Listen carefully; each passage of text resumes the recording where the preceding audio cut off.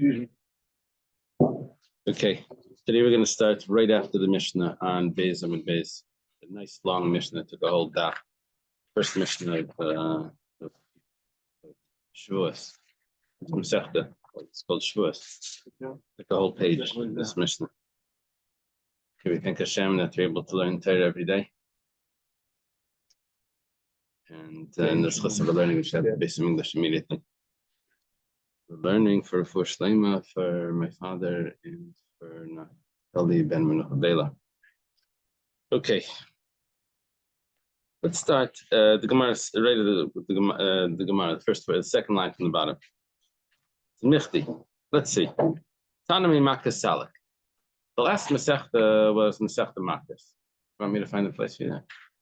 Yes, please.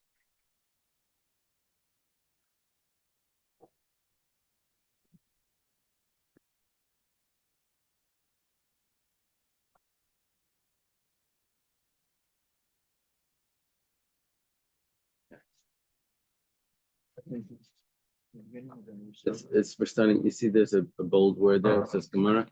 Start Michti. Let's see. Tanami Makas Salak. Hey, the Tana. The last Masechta was Makas. Yonatan is back from the from the Sheva Brachas and honeymoon. Okay. Serious business. Ma'ishna D'Tani Shavuos. Why did we all of a sudden start teaching Shavuos? What is the connection? In other words, there is an order to the Mishnayos. The way Rebbe arranged the Mishnayos on the second page. And so why did he arrange that Shavuos should be after Makas? It's interesting because we have discussion, Ein Seder Mishnah, that there's no order to the Mishnah. We have another that's with Masechtas. Nevertheless, the way it's been organized has some. When we said Ein Seder Mishnah, that's regarding a Stam Yesh. So if there's a Stam Mishnah, an anonymous Mishnah, and then a Machlekes, Stam Vachkach Machlekes, then we say that, but the Stam was in a different Masechta, so you can't. And the explanation for that is, Taisus discusses in other places. But here also he mentions because Rebbe learned each Mishnah, each Masechta independently, and he didn't necessarily teach it in the order that we have it here. But when it was arranged for print, it was arranged with an order. So why was it arranged with this order? So, Ma'ishna D'Tani Shavuos, Shem D'Tani Chayev al Reish Tayim Achas Mikan V'Achas Mikan. The last sugya in Makas was about cutting the payas and cutting the beard. So it says a person that cuts the payas, he's chayiv too, because there's two payas. And Achas Mikan V'Achas Mikan, cut this one, he cut that one. Bala Zakan, and on the beard, Shtayim. I'm sorry, Shtayim Mikan V'Achas Mamata. There's really five. There's two here, two there, depending on where we say it is, here and the shin. So V'Achas Mamata. So Chada the Mechayev L'Atat. But we're looking at our one prohibition that causes multiple lashes. So one that turns into multiple. So then Tana Shavuos Shtayim Shein Arba. So we said, okay, let's talk about Shavuos, which are oaths, which there's two oaths which turn into four. What are the two oaths? As we said yesterday, that the two that are in the future, I will eat. He swears he will eat, and then he doesn't eat. Or I will not eat, and then he does eat. So those are two oaths which turn into four, and the four were the past. I did eat, and I didn't. Or I didn't eat, and really I did. Okay. What if you make a mistake and let a non-Jewish barber cut your hair? Yeah, so that's the we had a discussion about that. If the person is assisting in that turns his head when the barber says, that's a problem. Okay. Now the Gemara says, so now it's assuming that we know a few other Masechtas here, and it turns out that Masechta Shabbos also talks about two which are four. that expression, Shtayim Shein Arba, is also the beginning of Masechta Shabbos. And that expression, Shtayim Shein Arba, is also in Negayim. Negayim is spots of Tzaras. So there are 2 spots which have 4, 2 offshoots of each one. So in our Mishnah in Shavuos, we have this long Mishnah which says Shavuos is Shtayim Shein Arba, Tumah is Shtayim Shein Arba, Shabbos is Shtayim Shein Arba, Mars Negayim is Shtayim. So we have 4 cases, and we list all 4 in Shavuos. Why didn't we list all 4 in Shabbos? Why didn't we list all 4 in by Negayim? Why is this Masechta the one chosen to give you the full list? So Amri, they said like this: Shavuos v'Yediyas Hatuma the Gabi Adadik Sivan. I need a chumash. I'll just read you the verses here, so you'll see what the Gemara means. Yeah, perfect. Okay, so we're going to look at Vayikra chapter 5. You're going to see is everything that's included in the Karban Oila V'Yarded. Sure. So this is called the variable sin offering. If a person sins by accepting an oath, denying that he was a witness. Okay, that's the first thing. Or, verse 2, if a person touches anything that is ritually impure, whether it's a carcass of a wild animal or a carcass of an impure creeping creature, and he was unaware of the fact, and he subsequently entered the holy temple or ate from a sacrifice, he is guilty. Yeah, he didn't realize that he was tameh, and he went into the temple, or he ate from a sacrifice. He's guilty. He's going to have to bring a sacrifice. We'll see in a minute. Or if he touches a human corpse. Okay. Verse 4. Or if a person swears, expresses verbally to do harm to himself or to do good to himself in the future. Whatever a person may express in an oath, this is coming to tell me about the past. He forgot about his oath and he violated one of these oaths, and then later he remembered, he is guilty. What does he have to do? He should bring his guilt offering to Hashem, a female animal from the flock, either a sheep or a goat. If he can't afford a sheep, then he brings 2 turtle doves.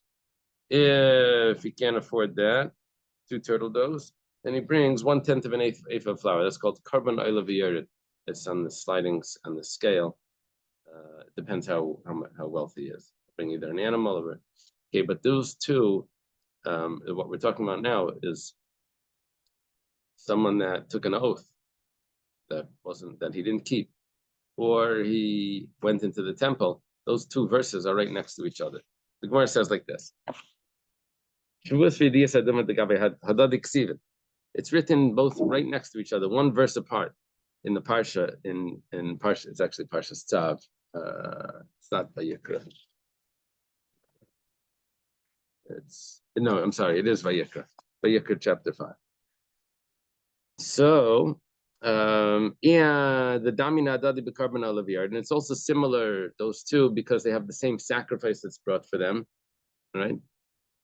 The oath that he doesn't keep, and the entering the temple when he didn't realize that he was impure. He brings a Karban Oila V'Yarded. Oila V'Yarded means it goes up and goes down. Why does it go up and go down? Because it depends on how rich he is. He brings the higher one or he brings the lower one. So Tani Lu Gabi Adadi. Okay.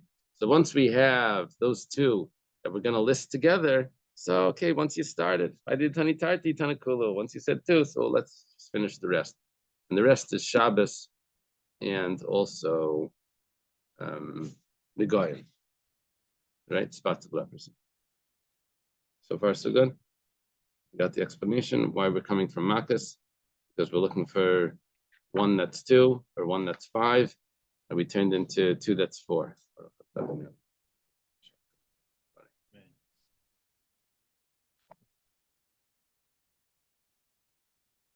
So now the Gemara is going to explain the order of our Masechta. It goes like this: Pasach b'Shavuos mefarish Yediyas Hatuma, Aidi dezutrin milayo, Pasach sharilo, Vadatani Shavuos tenefishim milayo. We just got a good introduction to the Masechta. It says like this: Chapter 1 is the introduction. Shavuos Shtayim Shein Arba. This is Shtayim Shein Arba. That's Shtayim Shein Arba. we start talking about Yediyas Atuma. If a person knows that he's tummy, he doesn't know that he's tummy. Chapter 2 discusses Yediyas Atuma. Chapter 3, 4, 5, 6, 7, 8 are all about oaths and different types of oaths. The oaths that the watchmen make and the oaths that someone who might have been mixed makes, and he admits to partially, and this type of oath and that type of oath, and all of that is in chapter 3 to 8. So the Gemara explains, why did we just interrupt chapter 2, the end of chapter 1 and chapter 2, with about impurity? It says, well, we just wanted to get that out of the way because it's a very small discussion. Small discussion. Let's finish this up, and then we'll finish off the Masechta with talking about those. Okay. What was the difference again between a Shvuah and a Shvuah is an oath where the person obligates himself. And the neder was similar to making something hektish, but he's actually making it prohibited. So it's the power to making the object prohibited. The neder was on the chefza, the object, and the shvuah was on the gavra, on the person. Gavra means the person. To nedarim. There are similarities. There are a lot of things that overlap here. And Nazir we just don't have the Ran. Sorry? Nazir was kind of like on the gavra, or was that also? Nazir is on.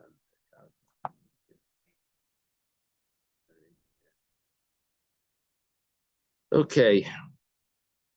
Now the Gemara is going to explain in short what is the Shtaim Shein Arba of the Mishnah. Starts off like this. Shtaim Shein Arba. If you remember in the Mishnah, we didn't really get into it. Mishnah, I explained it because Rashi explains it. We're back to Rashi, by the way. It's not to read on, it's to Rashi, I believe. So it goes through it like this. Shtaim Shein Arba. What are the two that are for by oaths? Shtayim. The two are Sha'oichel v'Shlei Oichel. I will eat, or I will not eat. Someone says, going to so-and-so's house, I'm going to eat there. He takes an oath, swears that he's going to eat. Or he takes an oath, swears, I'm going to so-and-so's house, I'm not going to eat anything. Tomorrow, I'm not going to eat, let's say. Oh, today's Bahab, actually. Interesting. Bahab? Bahab is Monday, Thursday, Monday, after the holidays. Wait, to fast for the holy people fast today. And then Thursday, and then they fast next Monday. Well, actually, next Monday you can't fast because it's Thursday. Because it's Sheni next Monday. Yeah. I don't know what they do. What do they do? What do the Bahab people do for next Monday? Do they fast on Pesach Sheni? It's always the Monday, Thursday, Monday after Rosh Chodesh. So that's today, right? Because when was Rosh Chodesh? Oh wait, today. Rosh Chodesh on Sunday. The first was a Tuesday, right? First was a Monday. Rosh Chodesh was Sunday, Monday. Yeah. It was Monday, Tuesday. Monday, Tuesday. That means the first of the month was a Tuesday. So they do the Bahab the first Monday after the new month. So that's today. So let's say someone took an oath that he's going to fast today. Right? And then he ate, or he took an oath that I'm not going to fast. And he didn't eat. So that would be the Shtayim. Those are two possibilities. He would have to bring a carbon oil if he violated. Shehin Arba, which is 4. What is the 4? It says Achalti v'Shlei Achalti. It says where he takes it. This is now it's going to the past tense. Yesterday I ate. He takes an oath. Yesterday I did not eat. And it was all false. It's a lie. Right? He either did the opposite of whichever one. So, okay, those are the two which are 4. The 2 is the future. The 4 is the other 2 makes the 4 is the past. Past, right? Swearing about something that happened in the past. Yediyas Tumah Shtaim Shein Arba. Now the Yediyas Tumah, which is 2, which is 4. Now, knowledge of Tumah is a little confusing because what it means is knowledge of Tumah, which he then forgot. Right? It says knowledge of Tumah. It means knowledge that he then forgot. How does that work? That's Shtaim Shein Arba. That's also 2, which are 4. Shtayim, what are the 2? Yediyas Tumas Kodesh v'Yediyas Tumas Mikdash. He knows that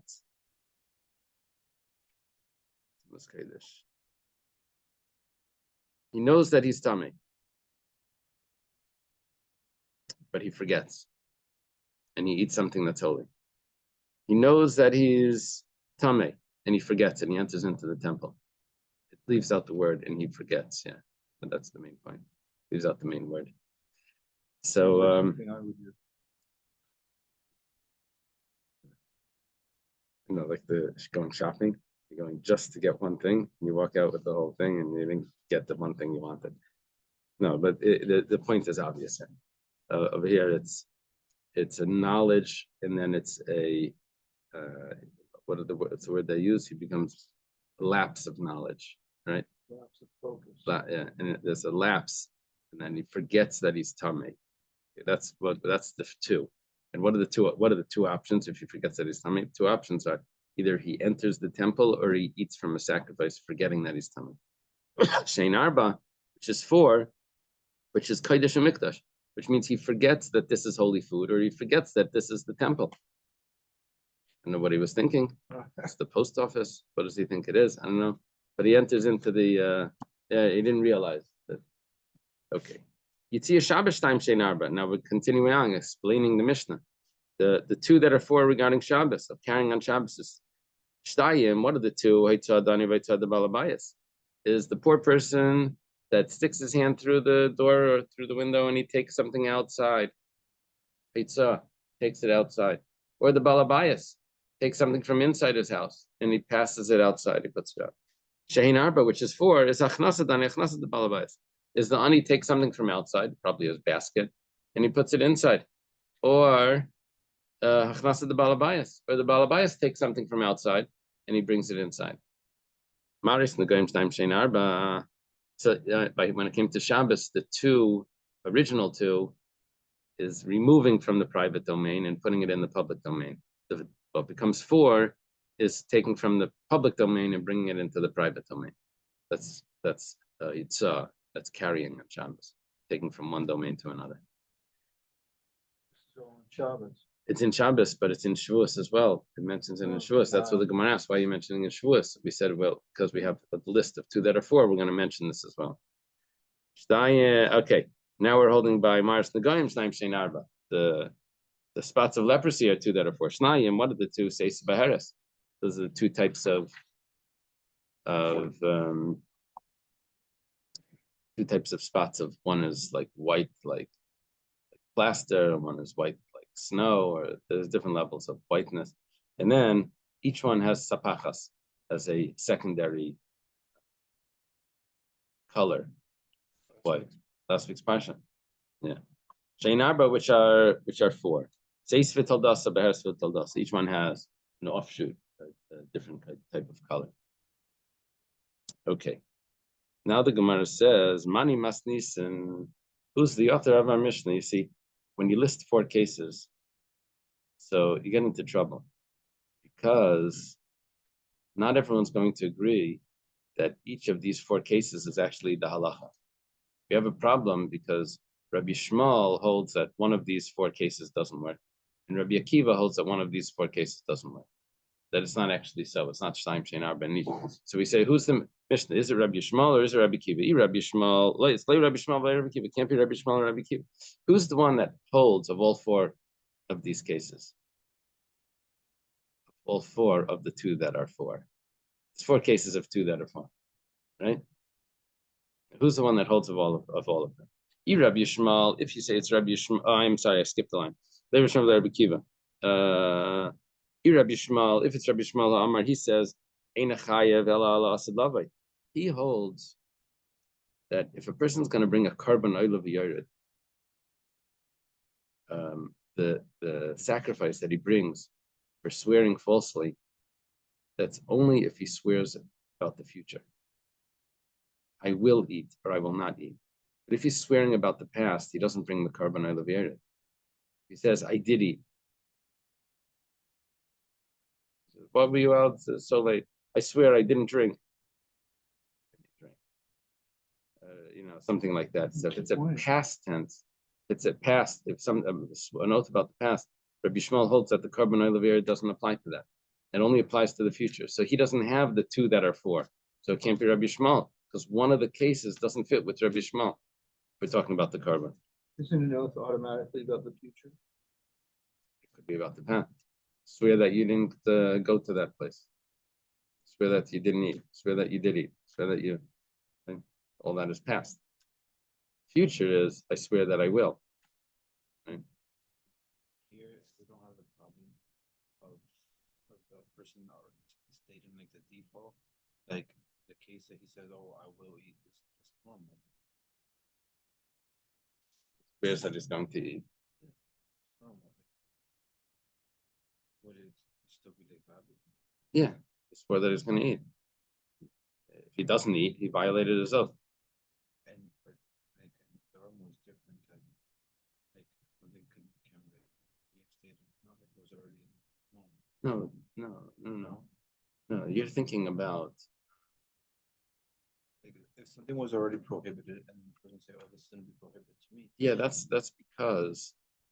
because he already took an oath once. You can't take an oath on an oath. You can't take an oath that I'm not going to violate the Torah, because you already swore that you're going to keep the Torah Mount Sinai. But you can't do the opposite. You can't take an oath that you will violate the Torah because you already swore. But the fact that he's going to eat tomorrow, oh, maybe tomorrow's a fasting. Maybe he's. But the default is usually that the person eats. Yeah, but that default is not a default is not an obligation of an oath. You follow? It's only the obligation of the oath. Says he swears that he's going to go to school. Is that a default? We both saw. Okay. Swears that he's not going to go to school. That's trouble. Okay. Rabbi Akiva. So it can't be Rabbi Shmuel. Rabbi Akiva. Amar al helam tumu mechayiv and chayiv al helam mikdash. Rabbi Akiva says that when it comes to the impurity, it's only if he forgets that he's tamei, where he'll have to bring the carbon. But if he forgets that the temple, that this is the temple or this is holy, he doesn't have to bring the carbon. We'll learn about this in the second parak. And Rabbi Shmuel we'll learn about in the third parak.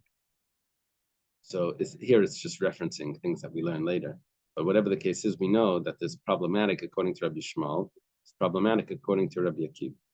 The Gemara answers, Rabbi Shmuel, Rabbi Akiva. I have two possible answers.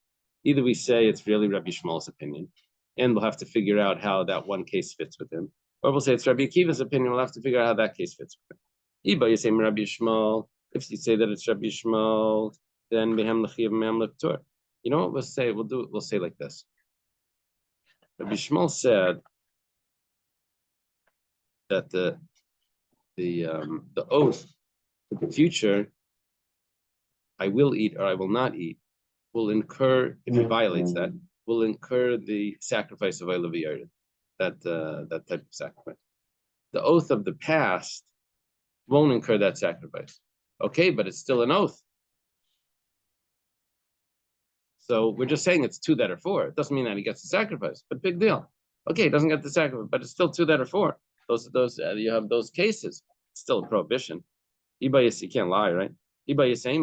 Or we could say the opposite. We could say the entire Mishnah is Rabbi Akiva. We'll say that Rabbi Akiva is talking about the 2 that are 4 is going into the temple, forgetting that you're impure, or going into the temple knowing that you're impure, forgetting that it's a temple. So some of them are chayiv and some are pater. It's one case, but it's still going in. The Gemara says, how could you say this? Liptur, you want to say that the 2 that are 4 are including, those 4 are including cases where he's actually exempt. It says, how could you say that? Then the whole Mishnah is asymmetrical. Because when it came to the Maris Nagam, when it came to the spots of leprosy, the 2 that are 4 are all tamei. It comes to, he gets tzaras. And then you say the 2 that are 4 over here is pater. It's nothing. Doesn't fit. If we're gonna have 2 that are 4, then it has to match up at least with they're all chayiv. 2 that are 4 that are chayiv.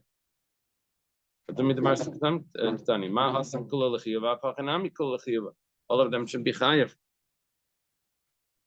And we add Rashi adds in, and he's what's he chayiv? He's chayiv to bring the korban when the Mitzayra becomes pure, there's a whole slew of karbanos that he has to bring when he does his purification. We learned last week in the Parsha. The Gemara says, Leilam Rabbi Shmuel. You could say that it's Rabbi Shmuel. And our problem with Rabbi Shmuel was that he said that the person is only obligated on the oath, the sacrifices, as if he swears about the future, but not if he swears about the past. He says, but Karban. When does Rabbi Shmuel say that you're exempt for an oath about the past? He said, I did eat yesterday, I did not eat yesterday. That's if we're talking about that he didn't realize that he did that, it was all mistaken. It was all a mistake, and he would have to bring a karban because he was b'shogeg. But let's say that he was warned, don't take that oath because it's not true, and if you do, you're going to get malchus. Aval malchus chivim achayev, but he's chayev malchus. He's not chayev the karban, but he's chayev malchus. So there is a chayev according to Rabbi Shmuel. It's just not the karban. We thought that all of this was coming together because of the karban. Okay, it's not coming because of the karban. It's not the way it would match up perfectly, because we said, why is the oath coming together with the tumah? Because it has the same karban. But it turns out that the two that are for right now, it's not the karban that's the two that are for. It's the prohibition, which is two that are for, and there's going to be chayiv malchus. Gemara explains the Rava, and like Rava, we need Rava because there's a little bit of a problem here in chayiv malchus on an oath. Because usually malchus is only for an action. It goes like this. Rava says, Beferish ribsa Torah shvua sheker dumya shvua shav. Gotta get used to these terms over here. Very confusing. Shav means in vain, and sheker means false. But they're two different things. A shvua means an oath. So shvua shav is when a person takes an oath about something that's very obviously not true. Rashi's example, I don't know if it would apply today, but his example is if someone takes an oath that on a man that he's a woman. That's so obviously not true. It's even before you started, it's false. It's just the shav. You never know. Okay, let's take one that's less so politically. It says if someone takes an oath about a stone that it's gold. See, it's a rock. It's not gold. It's a rock. It's from the beach. It's not okay. That's obviously false.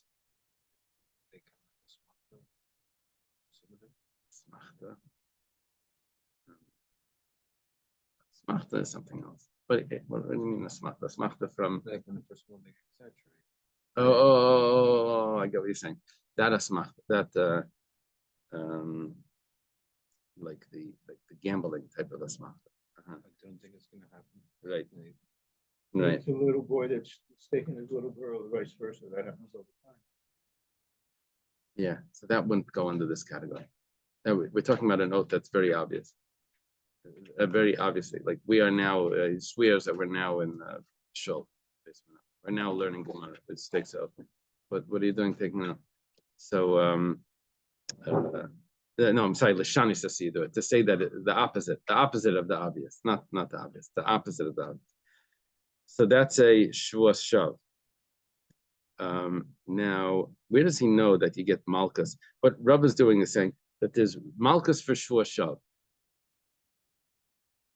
And we're going to apply it also to shvuas sheker.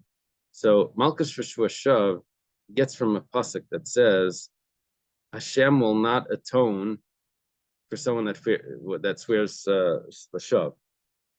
It says Hashem will not atone, but the Bezdin will. Bezdin will give lashes. Hashem, but the Bezdin will. Now the Gemara says, what about shvuas sheker? The Gemara says, well, it says the word lashav an extra time. So we learn it if it's not relevant for lashav, because we already know that a shvuas shav gets malchus. We're going to apply it also to shvuas sheker. Now, what Rava did was it only applies to the future, not to the past. No, it only applies to the past, not to the future. The reason why it applies to the past is because immediately when he takes the oath, he immediately violates it. Just like the shav, he doesn't have to wait for anything to happen for him to violate the oath. He says, this is not a table, swears this is not a table. So he immediately violates it, right? Because the oath was so obviously false. So it's an immediate violation. If someone says, yesterday I did not eat, immediately he's already violated. Right then he's already violated because he did eat. Yesterday I did eat. He really didn't eat. So he immediately violated. But when it comes to the future, then it doesn't apply. They sound very similar. The vain and false. Yeah. In vain is when it's obviously, and the false is when it's not obvious. When it's lying. And the one that is vain is taken serious. Like if he says, "Oh, sky is red," That's called Shavuos Shav. is that taken serious? Well, it's a violation. So what we're saying like this: that the Torah clearly includes Shavuos Sheker similar to Shavuos Shav, Mashav l'sha'avar, just like Shavuos Shav would apply to the past.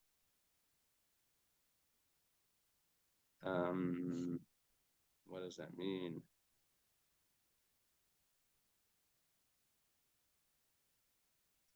So sheker nami l'sha'avar.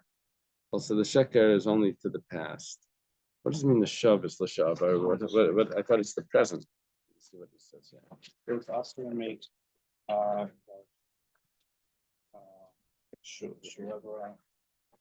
something that's true. Something that's plainly true. Also. Yeah, but that's another problem. But that's not what it's talking about here. We learned that can't make an oath that's obviously that's unnecessary. Okay. So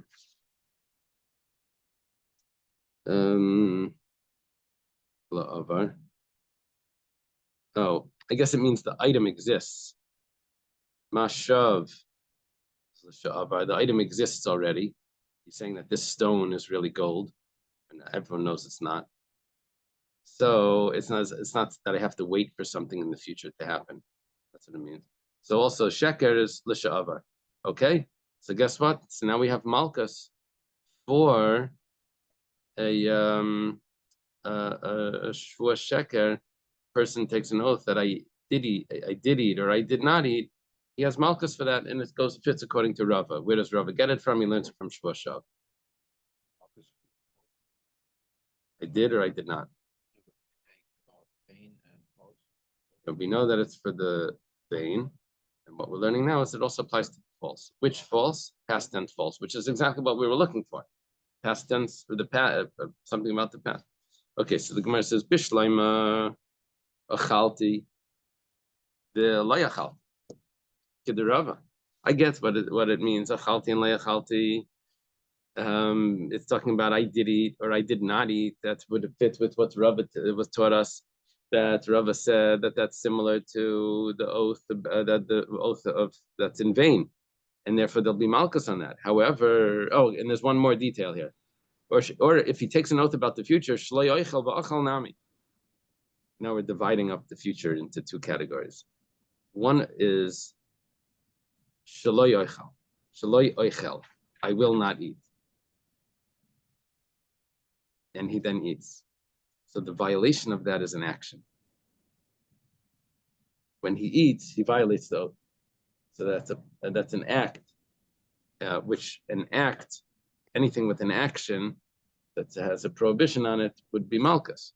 However, but if he takes an oath that he's going to eat, and then he neglects fulfilling the oath and he doesn't eat, he sat all day playing video games, and he didn't want to get up from his seat to get food. So that was passive. There should be no malchus there. So we're left with only three cases of Malkus. I have the two Lisha'avar and only one for the future, the one that has an action. But can't you say that his statement is a false statement? That's an action. He spoke falsely. He said he was going to eat and didn't eat. Yeah, but that didn't That created a prohibition. it created a prohibition, but it didn't. Well, the violation of that wasn't an action. Talks cheap, my friend. What is Say a little too much. that? Sorry. That only works like for the future and the present. Like if it's something that he did in the past, there's no action because he did a falsehood. Yeah, but No we learned that the what we're learning now from Rava is that since there's a violation immediately while he's speaking, so that's enough to give him malchus, but which is the chiddush, right? Because sometimes we said that that there's no malchus if it's just speech. But here you're saying that there is, but it's only specifically if he's speaking about, he's lying about something that was in the past. Warning, usually there's warning before. No, he got warned. He was warned. Do not take that oath. It's a okay. lie. Right? Okay. Oh, he was So the warned. Gemara has to answer this problem because we're trying to say that there's malchus on all four cases. We're only left with three.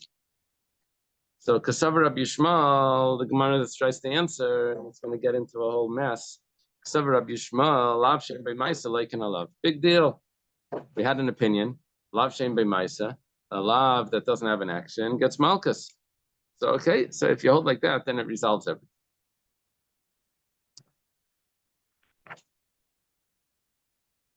If that's the case, that Rabbi Yishmael Taka holds that Lav Shem B'Maisa get malchus, so Kasha de Rabbi Yochanan, so we have a contradiction in Rabbi Yochanan. We just did, as we said, that our Mishnah is going to be like Rava, and it's also going to be like Rabbi Yochanan, that there's a Lav Shem B'Maisa gets malchus. Problem is that our Mishnah is a Stam Mishnah. What's in the halacha is like a Stam Mishnah. Problem is that Rabbi Yochanan is the one that said that the halacha is like a Stam Mishnah. Rabbi Yochanan also said somewhere else that Lav Shem B'Maisa ain't like an alav. So it's a contradiction in the words of Rabbi Yochanan. Because he said he would paskin like this, but he also claims that the halacha is differently. Kasha de Rabbi Yochanan, Rabbi Yochanan says halacha is Stam Mishnah. Any Mishnah that doesn't have a machlekes in it, that no one argues, it's an anonymous or unanimous Mishnah, is the halacha.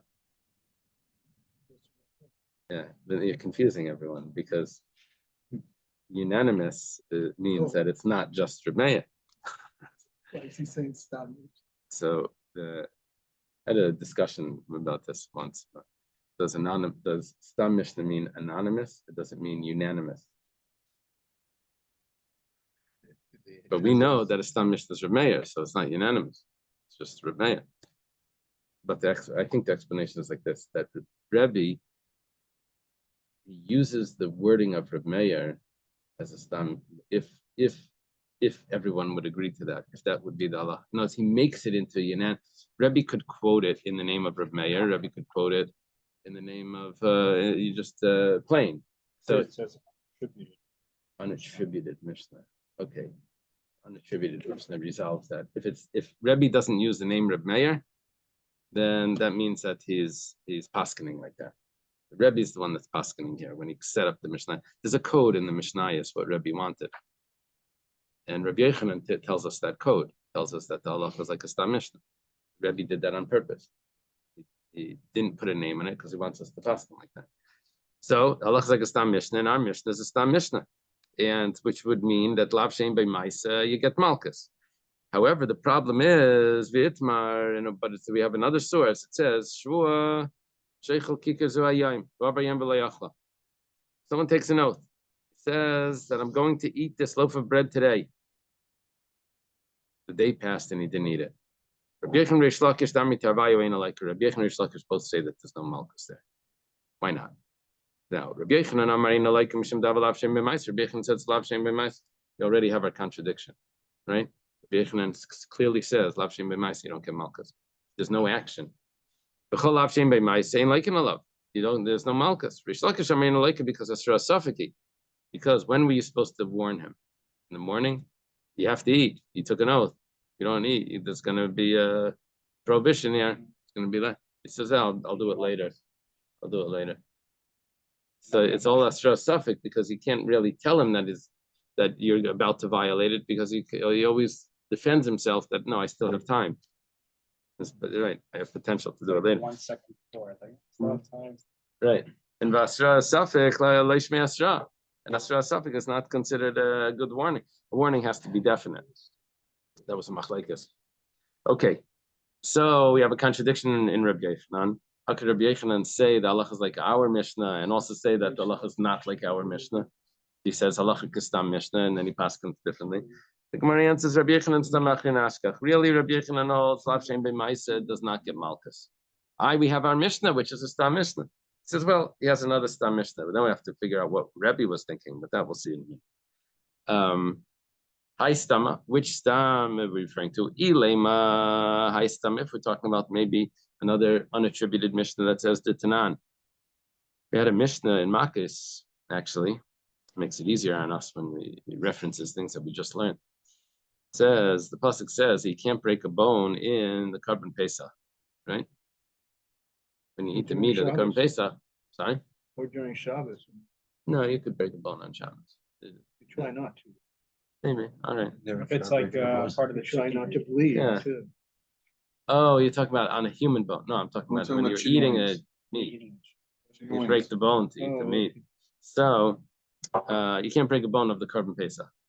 And it says over there, Abala Meiser Batar, but if someone leaves over from the sacrifice, the Korban Pesach leaves it over till the following morning, which was a violation.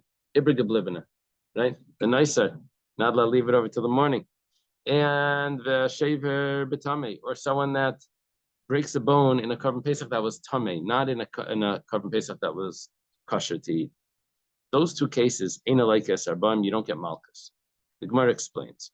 Bishlaima shaver betame, person that breaks the bone in the tame Korban Pesach, why doesn't he get malchus? Because it says v'etzem le'sishbru bay. In it, you shouldn't break the bone. It has a word bay in it, and we're medayak. Boy, specifically in the Pesach that's kosher, but kosher, but not in one that's tummy. Puzzle says, not one that's puzzle. If someone leaves over food, leaves over from the meat of the Korban Pesach, my time, what's the reason why there's no malchus there? Doesn't say in the pasuk that there's no malchus. So what's the answer? Lav mishum dahavid lav shein b'maisa, because it's a lav that doesn't have an action, passive. You just left it over. You did not do something. Lav shein b'maisa ain't like in a lav. Lav shein b'maisa, you don't get malchus. So the Gemara is accepting now that the reason for that exemption, we had another reason, which is problematic. The reason for that exemption was because it was a lav shein b'maisa. And so Rabbi Yochanan has another stam Mishnah that tells me lav shein b'maisa, you don't get malchus. Gemara says, how do you know the Rabbi Yaakov, that it's Rabbi Yaakov, Damar lav shein b'maisa, and like in the lav, Dilma Rabbi Yehudi, maybe it's the opinion of Rabbi Yehuda, this was a machlekes. And what was the Rabbi Yehuda's reason? Umishum deba kasalik naseach aleisase, because it was a lav hanitik lasei, because I had a correction after I left it over. What was the correction? Anything that's left over, the pasuk says you burn it on the following morning. And alav hanitik lasei, instead of getting malchus, you correct it by fulfilling the positive act. But if not for that, lav hanitik lasei, lucky you would get malchus, which means that a lav shein b'maisa really does get malchus. How do you know? Maybe that's the pshat in that Mishnah. Okay. Now the Gemara brings the Tanya was taught in a brayso. You should not leave over the meat of the Korban Pesach till the morning. Anyone that leaves over the meat till the morning should burn it in fire. Like in a love. The pasuk tells me the positive command after the negative to tell me that you should. That you don't get malchus here, because you have a way of correcting the negative. The violation. I violated by leaving it over, and I correct it by burning what I left over. Rabbi Yaakov says, "Leimen Hashem was said that's not the reason. Not because of lav hanitik lasei. El mishum dahava lav shein b'maisa, lav shein b'maisa. It's because of a lav shein b'maisa. basically what we're left with is that we don't really have a Stam Mishnah that's forcing Rabbi Yochanan to understand that Lav Shem B'Maisa ain't like an alav, because I have another way of learning that Mishnah. So the Gemara needs another Stam Mishnah. Ela Hai Stam Ashkach. Rather, it was a different Stam Mishnah. It says Shvua Shleich Al Kikar Zu Shvua Shleich Lena. Someone takes an oath. I'm not going to eat this loaf of bread. And then he takes an oath again. I swear that I won't eat it. Then he eats it. He's only chayav one, even though he swore twice, because a shvua, like Hillel told us before, an oath doesn't take effect on top of another oath. He was already bound to do that, and he can't take an oath. If he takes oath a second time, it's meaningless. It doesn't. He's taking an oath to fulfill the mitzvah that he was already bound by. The Gemara says, "Zu he shvuas bitoy." How do they translate shvuas bitoy? It's an oath of expression.